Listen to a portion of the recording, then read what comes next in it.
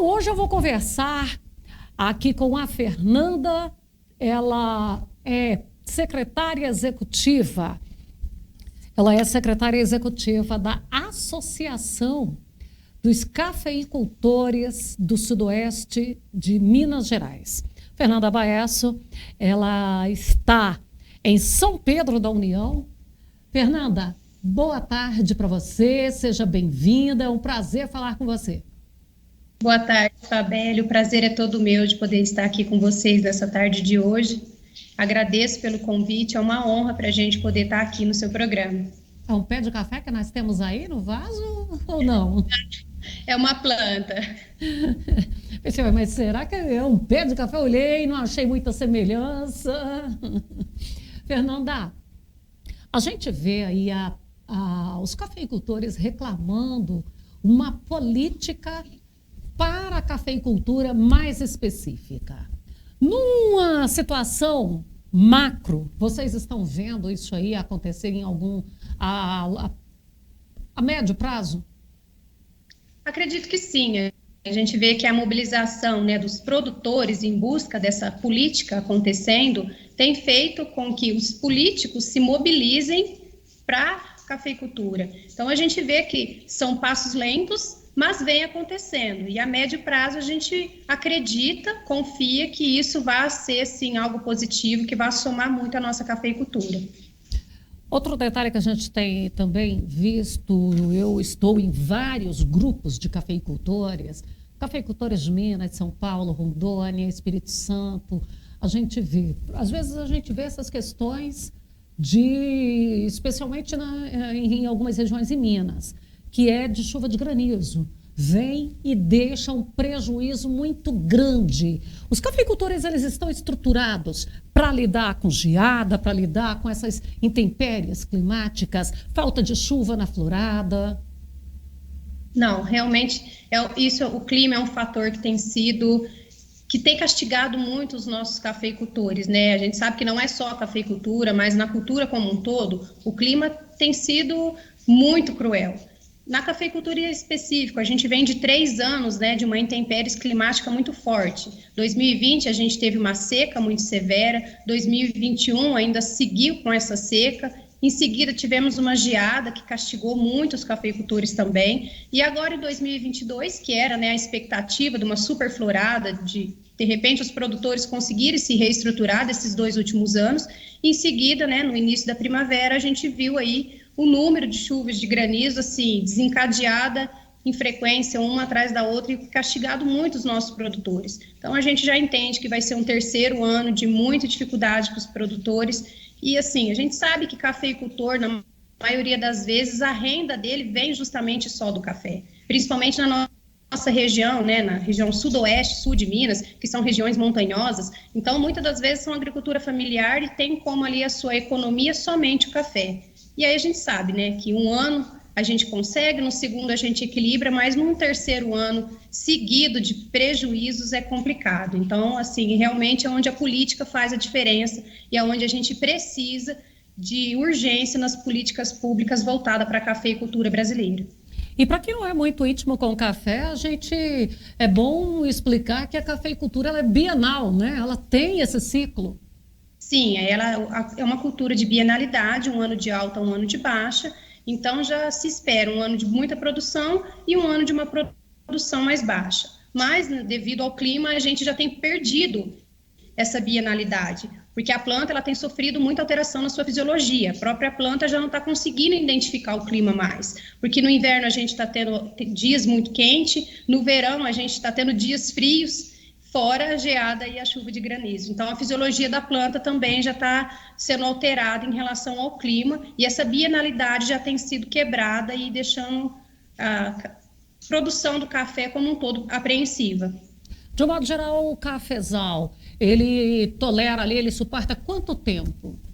Por quantos anos a lavoura pode ficar? Depende da variedade, né? Mas numa média geral, há uns 12 anos ainda ela tem uma produção significativa. Depois dessa data, desse período de 12 anos, aí já começa a ser feita uma renovação. Mas dentro desses 12 anos também, a planta ela passa por poda, ela passa por uma renovação, né, na sua estrutura para poder ter uma produção significativa. Então, a manutenção dela é necessária e também não é como alguém pensar que plantou, ele vai produzir. Ele tem adubação, ele tem manutenção, ele tem poda, ele tem todo um trato, máquinas que vão ali em colheita, ou seja, tem todos os tratos culturais necessários e ali nesses... O custo tem aumentado muito também?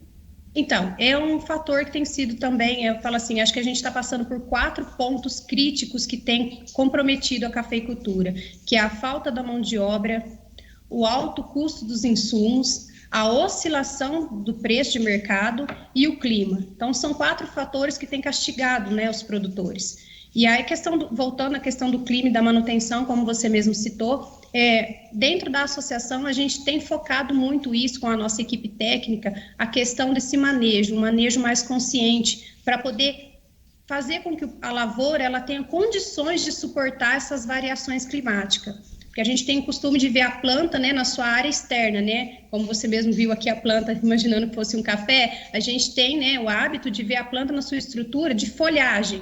Mas a planta é muito mais que isso, né? Agora a gente está trabalhando em busca de uma melhoria de solo. Porque não adianta a gente querer que a planta produza, querer que a planta tenha estrutura para suportar essas intempéries, se a gente não preparar ela.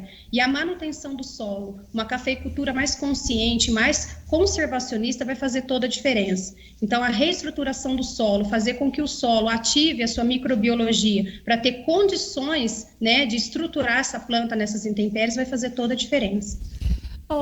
Você falou de preços aí, eu acompanho muito os debates com a discordância do cafeicultor com relação ao mercado, aos estoques mundiais. Porque os produtores, eles brigam, porque há um atravessador. Porque ele diz que não vai colher para manter esse estoque X, aí o atravessador fica divulgando, porque o mercado vive de especulações. E aí o atravessador fica afirmando que tem muito, que tem muito, que tem muito, cai o preço, ele vai e compra porque não tem nada. Qual que é a alternativa que o cafeicultor vai encontrar para ele se equilibrar nesse momento? É complicado a gente falar em questão desse mercado, desse atravessador, porque a gente sabe que em determinadas situações o atravessador, ele também é um fator determinante, né? Em alguns momentos, no café commodity, por exemplo, a gente precisa desse atravessador em questão de volume. Mas eu acho que se o produtor tiver essa consciência do produto que ele produz, se ele produzir com qualidade, se ele certificar que o produto dele, ele conseguir provar lá fora que o café dele é um café de qualidade, um café que produz dentro das normas de sustentabilidade, de segurança alimentar, de segurança do trabalho, que realmente aquela propriedade ela atende, né, às normas europeias, eu acredito assim, ele pode sim, ele mesmo buscar o próprio como consumidor lá fora, porque hoje o consumidor ele quer ter mais proximidade com o produtor. O próprio consumidor já não quer mais esse atravessador. Ele quer saber quem é que produz, ele quer conhecer esse produtor, a realidade do produtor. Hoje o consumidor ele quer pagar para ver o café ser produzido. Ele já não, para ele já é indiferente, exceto o café commodity, que é, como eu falei, é um café de volume. Então no café de volume ainda o atravessador se faz presente. Mas a gente tem que divulgar, abrir as nossas porteiras para o mundo para mostrar o que a gente faz. Eu acho que assim a gente consegue agregar mais valor. Então é fazer um café gourmet, fazer um café, vamos dizer, de boutique e oferecê-lo com valor sim, porque tem no mercado quem está disposto a pagar. Eu acho que não é nem o café de boutique, eu acho que assim, é a gente fazer um café com qualidade, mas uma qualidade que vai além da pontuação de um café especial, mas a qualidade da propriedade, né? A associação a gente preza muito por isso, é valorizar os 3 pró, é produtor, propriedade e por último o produto. Porque não adianta a gente agregar valor no produto se a gente esquecer da propriedade do produtor. Então, os 3 são atrelados. Um não consegue, né, se valorizar sem o outro. Então, a gente tem que valorizar esses 3 pró. Aí sim a gente consegue dar valor ao nosso café. Então, quando a gente conseguir isso, eu acredito que a gente consegue quebrar essa especulação diária aí do mercado. Fernanda, nosso tempo está esgotado, mas eu quero que a gente marque um outro momento para nós falarmos especialmente dessa qualidade do café, do incentivo ao produtor em fazer esse investimento, mesmo ali, para ele se conscientizar de pequenas áreas, para ele saber que para ele produzir bem, não precisa ser em grandes áreas. Combinado? Justamente. É indiferente você ter 1 hectare ou você ter 100.